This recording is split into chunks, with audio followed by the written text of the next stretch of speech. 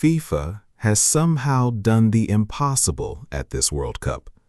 They have united everyone. Players who would never agree on anything, rival coaches, fans of teams that hate each other, broadcasters, even neutral viewers at home.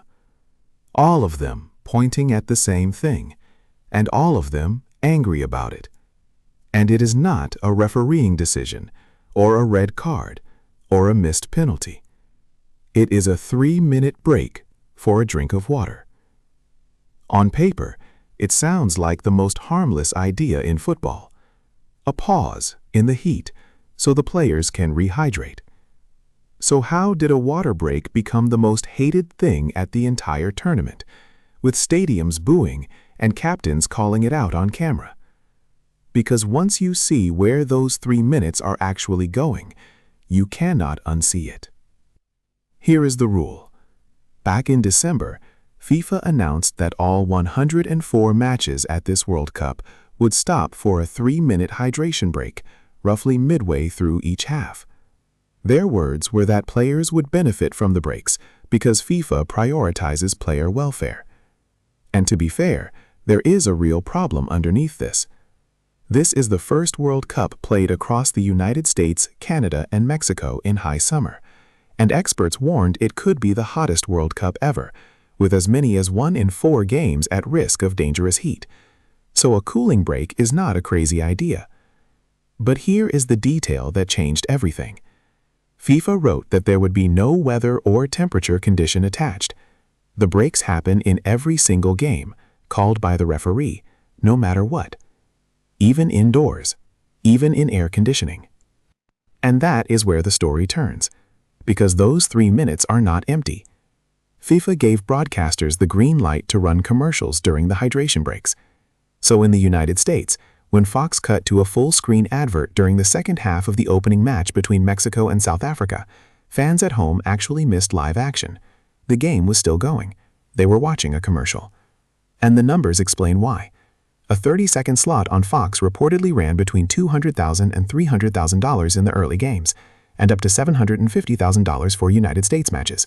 One report put the potential extra advertising revenue tied to these breaks at over $250 million. The British press gave it a nickname that stuck: Watergate. The Daily Mail's chief sports writer called it a momentum killer and a money-grabbing disgrace. Now, you could forgive all of this if the breaks were genuinely about heat, but that is the part that does not hold up. A senior meteorologist, Everton Fox, looked at the venues and said that only a handful, New York, California, Miami, and the Mexican stadiums, actually had conditions hot enough to justify stopping play. The rest did not.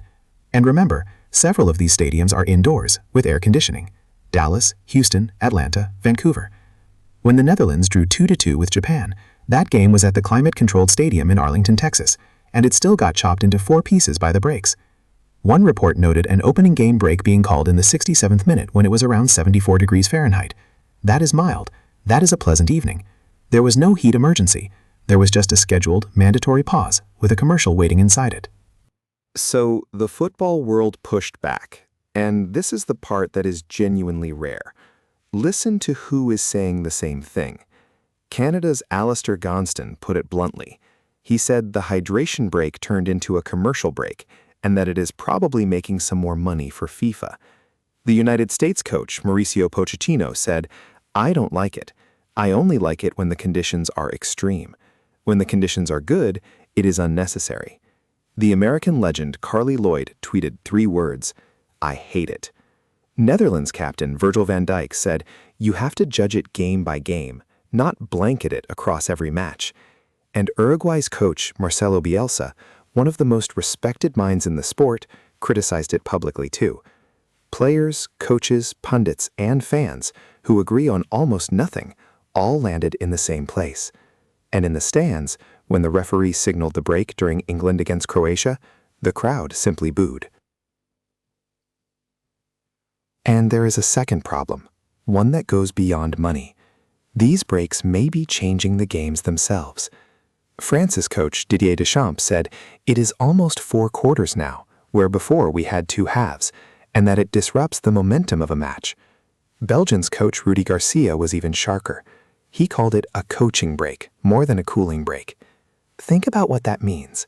A team that is being overrun, that is on the ropes and about to concede, now gets a guaranteed 3-minute timeout, twice a half, to regroup and get fresh instructions from the bench. That is not a water break. That is an American sports-style timeout smuggled into football. It rewards the team that is struggling and punishes the team with momentum. It can quietly decide who wins. For a sport that has resisted this for over 100 years, that is a massive change to slip in under the banner of hydration. Now, in fairness, let me give you FIFA's side, because it is not nothing. The heat danger at this tournament is real.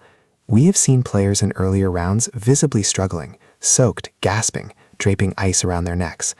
Football has documented cases of heat collapse, including a referee who collapsed during a match in Kansas City just 2 years ago. And it was not only FIFA worried about it. Back in May, a letter signed by dozens of players themselves pushed FIFA to take heat more seriously. So the players asked for protection, and FIFA can point to that. FIFA also argues the breaks must be universal in every game, so that no team gets an advantage from a different set of rules. That is a real argument. The problem is not that breaks exist. The problem is the blanket rule, applied in air conditioning with a commercial bolted on top. So here is the question I want you to settle in the comments. Should these breaks only happen when it is genuinely dangerous, on a real heat measurement, the way it used to work? Or has FIFA found a clever way to sell you more adverts and call it player safety?